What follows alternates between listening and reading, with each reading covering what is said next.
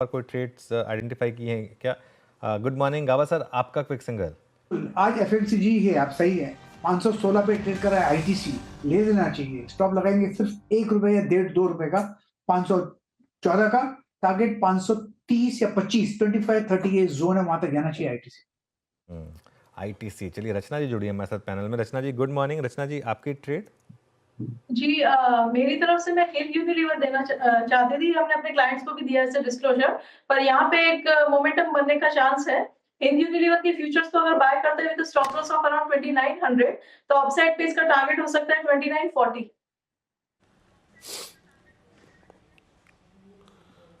HUL 2914 पे दोनों calls अभी तक बाय साइड पे आई हैं। एफएमसीजी में आशीष भैथी जी आपका ट्रेड। जी गुड मॉर्निंग वीरेन जी। पिडिलाइट में खरीदारी की सलाह रहेगी। चार्ट सेटअप अच्छा बना हुआ है और आज मोमेंटम बहुत स्ट्रांग लग रहा है। रूट का तो प्ले इसमें ऑब्वियसली है ही, बट चार्ट स्ट्रक्चर और इसमें भी उसके मेरिट्स पे ही बहुत स्ट्रांग लग रहा है। तो यहाँ पे खरीदारी की सलाह रहेगी। जो स्टॉप लॉस इसमें लगाना है वो 3240 का एक एसएल लगाए। हमें लग रहा है इसमें 3300 का पहला टारगेट और 3330 के सेकंड टारगेट के लिए खरीदारी की जा सकती है।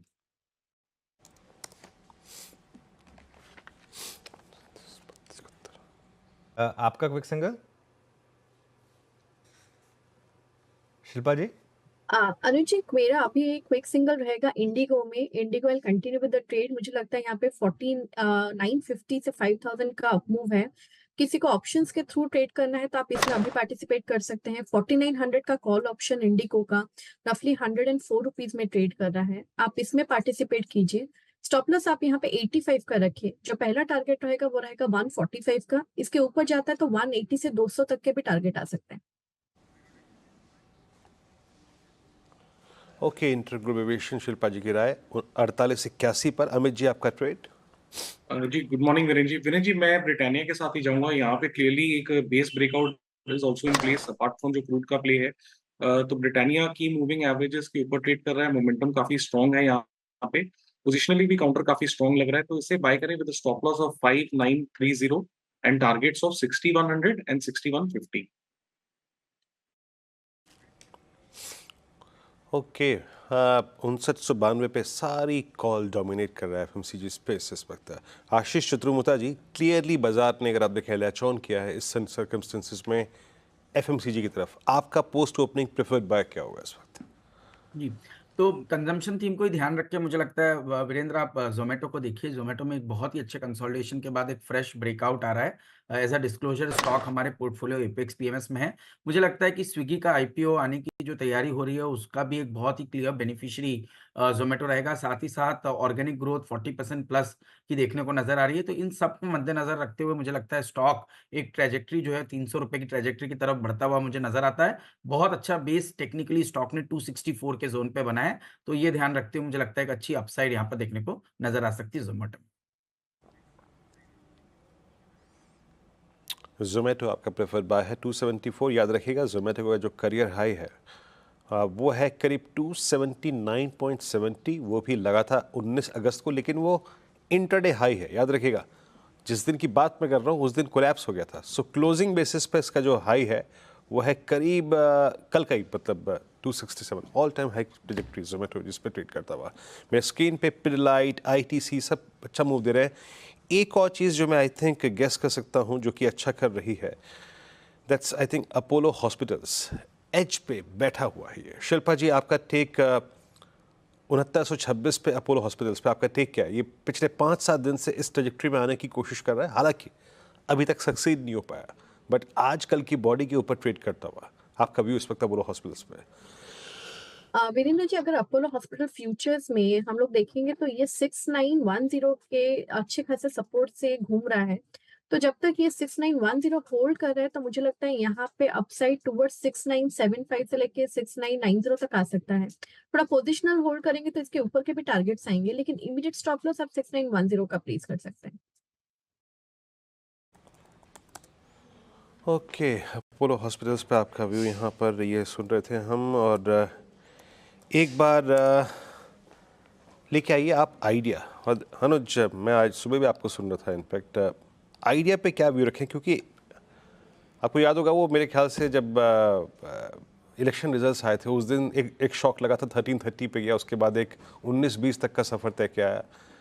मतलब लोग गले तक भरे हुए हैं इस स्टॉक में अभी, करीब करीब 19 से लेके 16 की ट्रैजेक्टरी में। 1343 नाउ फाइनली वो कोलैप्स होने को नज़दीक खड़ा भी है। देखिए वीरू, क्या होता है ना, कई बार आपको जैसे मेरा अब तक का व्यू रहा था कि मैं आइडिया नहीं लेता था, मैं भारतीय पर ही फोकस करता था। आज सुबह मैंने ले लिया आइडिया, लेकिन उसके लिए मैंने 9 बजे के उसमें ड्रॉप कर दिया था इसको, क्योंकि मुझे लग रहा है कि ये थोड़ा कंसेंसस हो गया है यहाँ पर। और एक और चीज़ समझ लीजिए इसमें आप, जैसा आपने बोला, हर कोई गले तक भरा हुआ है यहाँ पर, सब फंस गए हैं आइडिया में। मेरे ख्याल से इस समय बहुत लोग, रिटेल फंस गया बुरी तरीके से। मैं तो कह रहा हूँ रिटेल छोड़िए आप, आइडिया में तो इंस्टीट्यूशंस फंस गए, बड़े बड़े इंस्टीट्यूशंस जिन्होंने, चलिए ठीक है, जिन्होंने एफपीओ में डाला था वो अभी भी सेफ हैं, 11 रुपये पे डाला था आपने, लेकिन एफपीओ के बाद कई लोगों ने लिस्टिंग में भी डाला था, मतलब वो जो एफपीओ के शेयर्स लिस्ट हुए थे उसमें भी डाला था। दिक्कत यहाँ पर यही है। और जब तक अब इस पर ना कोई कंक्रीट पॉजिटिव ना आई, इसमें 2 ट्रिगर है, या तो एजीआर वाला वो जो मामला है उसमें कोई रिलीफ आ जाए, जो अब तक कोई क्लैरिटी नहीं आई है, या फिर वो जो सब्सक्राइबर लगातार लूज़ कर रहा है ये, वो सब्सक्राइबर लूज़ करने का एक जो क्रम है वो रुक जाए। 2 में से जब तक एक चीज़ नहीं होगी तब तक ये अवॉइड है स्टॉक एक।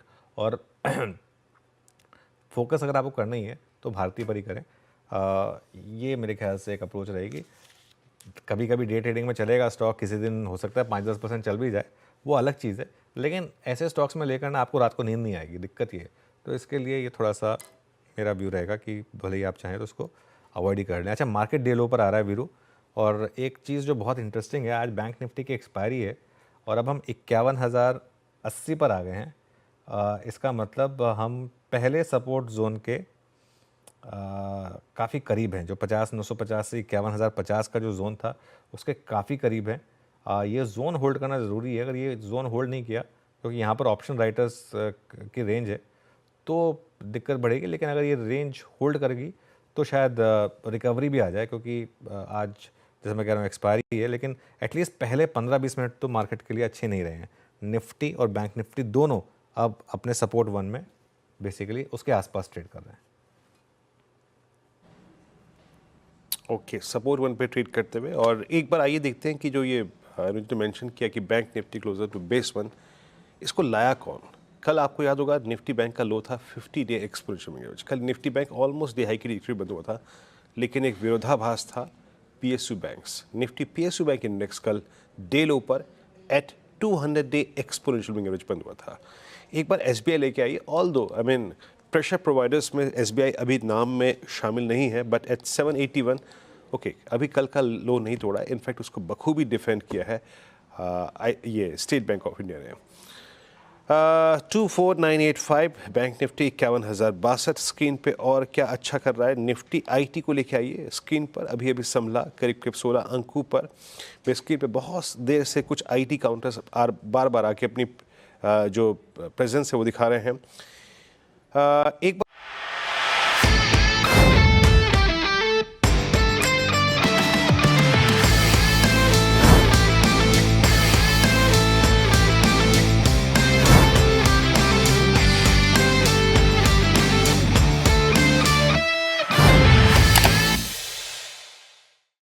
बता दें कि मनी कंट्रोल पर दिए गए विचार एक्सपर्ट्स के अपने निजी विचार होते हैं।